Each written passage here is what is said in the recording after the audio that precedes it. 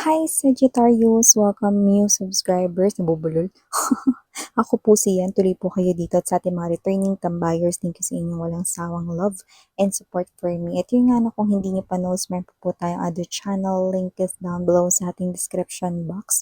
So if interested, just click that link na para mapunta kayo dun sa ating other channel kung saan nag-upload tayo ng collective readings araw-araw no, for all signs po. Iyan, kahit ano pang zodiac sign ninyo, pwede kayong manood at makinig. Basta just take only what resonates. And pakatandaan ninyo na wala po tayo ditong gender. So, babae, lalaki, LGBT, lahat po welcome. Pwede nyo rin po i-switch yung mga roles dahil possible talaga magkapalit-palit kasi general reading po ito. And at the end of the day, everybody, you hold your free will with you. Like, free nyo po yung gamitin anytime and anywhere. Kung may cross-watchers dito si Saji, welcome ka rin. At kung may Sagittarius placement sa inyong natal/birth chart, welcome din kayo. So just take only what resonates, guys. Archangel Michael, thank you so much. And angel guides, can we get messages for Sagittarius, please? What just Sagittarius needs to know? What does Sagittarius needs to know? This could be an important message. We're gonna get this. You have the Three of Earth. Wow, I'm seeing gold tones right here. Looks like money is parang nakikita ko dito, but more likely reputation rin. Mamaya sabihin ko sa inyo more pa dyan. So let us see. Messages for Saji. Can you please show me Sagittarius?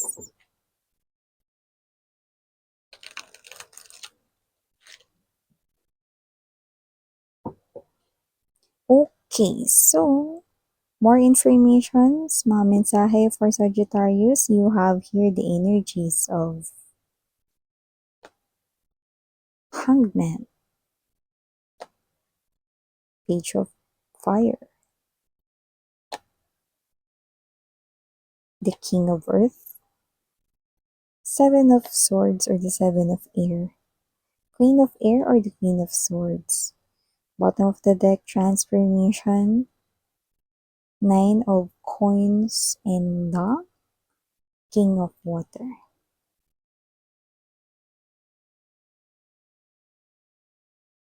Single, prepare yourself to mingle because nakikita ko rito na isa sa pinakamahiyain na nandiyan dyan, no, sa mga katrabaho mo, ang nakikita kong magiging next ka in relationship mo na. That might be one of the clue. Medyo shy type siya rito, mabilis rin siya rito, nakabahan, lalo na kapag andyan ka. At kung sino man siya na possible na siya, mga babes, ay mas matanda sa inyo by age, no? Or yung iba naman no, is possible na mas matured siya sa kanyang physical appearance. Yan, no? So, may ganun tayong klase ng energy. So, yan ang nakikita ko dito, no? May other clue rin ako, no? Ay nakikita ko na sa inyo ito. Possible na kayo to na mahilig kayo magkulay ng hair or parang madalas kayong bumibisita, like let's say, no, parang regular kayong bumibisita sa mga salon. Yan, no? Kahit hindi papakulay ng buhok, no? Sa mga parang mga hair spa, mga ganyan, no? Yan. So, may ganda klase ng energy. Okay? Might be one of the clues sa mga nanonood nating specific viewers. Okay? May iba pa tayong mga mensahe dito for you, Saji, kagaya na banggit ko kanina, 'di ba? Mukhang dito, no, ay gold tones tayo. Well, hindi na nakakapagtaka because tatapak pa pala kayo rito na nabubulol sa energy ng King of Earth, no? King of Coins yan. So, nakikita ko rito na, makikita mo rito na pwede mo na rito na gawing permanente kung may negosyo ka na nagsa-start pa lang makikita mo yung improvement niyan at gagawin mo na yung permanente mo ritong pagkakakitaan kasi posibleng yung iba, trinayin nyo lang naman yung negosyo na yan. No? Yung iba doesn't have to be na meron kayong physical store. Yung iba pwede rin naman sa loob ng inyong mga home, 'di ba?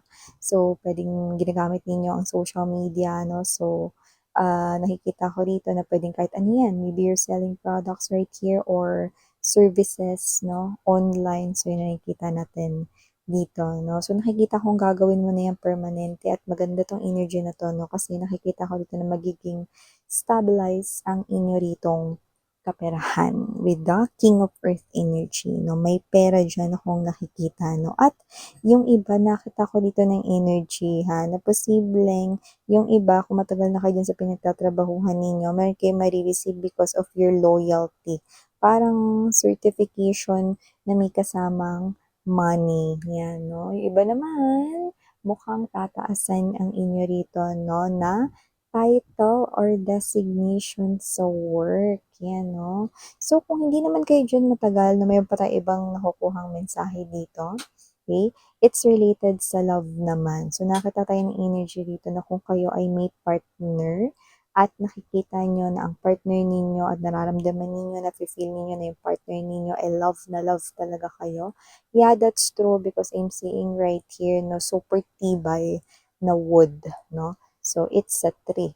So, meaning to say that person right here is planning to build a tree, okay?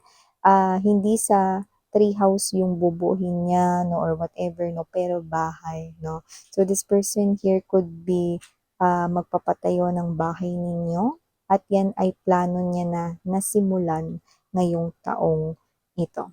Yan, no, year 2025 ba? Pero, meron pa tayo dyan, no, na another message na nakukuha. Kung wala ka namang partner ngayon, someone here is already building or creating a home, no, para sa kanyang future wife or future husband. So, definitely, that is your true soulmate working on it na, no, kahit wala pa kayo sa life niya. So, meaning to say, someone here is already preparing a home for the both of you. So, ang taray, may ganong klase ng energy, pero ang bongga nun, Sagittarius. Okay, definitely the person here is very serious, no, dun sa tinatawag na forever. Yan, no? So, maliban dyan, Saji, nakakita tayo ng iba pang mga messages here for you, guys. Someone here na posibleng inantay ninyo ng matagal yung pag-reply niya, no? Iba sinin lang kayo rito, yung iba naman sinin na kayo, blinak pa kayo. Iba naman, ng mga babes na is talagang total dead ma dito. But to the 7 of air energy, babaliktad ang mundo. Kung sino man ito, Saji, no, na hindi kayo nireplyan, hinang up kayo rito, no? Nakikita ko na itong tao naman na to, ang mag-aabang ng mensahe galing sa iyo. At ang paghihintay ay nagsimula na nga, no? Kamakailan lang, kasi sabi ko sa inyo, timeless to, ni iba, nagsisimula ng maghintay sa reply mo. Okay? So, nakikita ko yung iba rito, no, hindi naman sa gantihan, pero yung iba isisinyo lang din siya, no, at hindi nyo siya re-replyan. Yung iba ay baka i-block nyo din siya. Yeah, sounds like gantihan. Pero sa nakikita ko rito, mag-aantay siya dito sa wala. Kasi kayo ito mga babes na hindi nyo na talaga yan balak replyan ever. Yan, no? So, may ganong klase ng energy, no? For some reason, number 12 is really standing out. Possible na birth dates nyo yan or niya ng ex ninyo. Or possible na yan yung number na napili ninyo dati nung kayo pa, no? Anniversary, monthsary, weeksary, secondsary, bawat galaw ng hands ng clocksary. Diba? So, kung ano man yan, no, just take how this resonates. Okay? Mas balance ka na kasi ngayon at ayaw mo na ng mga toxic energies na umaaligid-aligid sa'yo. So, maliban dyan, Saji, nakita rin ako ng energy dito, no?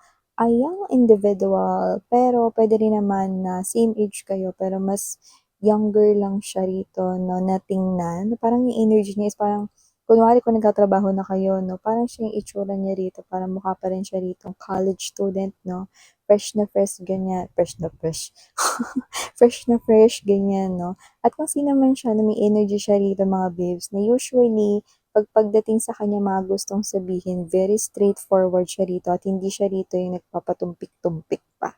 But for some reason, this person right here is, you know, waiting for some kind, hindi ng divine timing pero parang waiting for some kind of completion. So, parang meron siya ritong ginagawa here for you. Pero parang may mga kailangan pa ritong makumpleto, either gamit to, no, materials tong nakikita natin, no. So, baka may paandar siya rito. Baka magko-confess siya sa'yo, pero meron siya mga pa-design, mga ganun, paandar, no, may pa-hubs siya.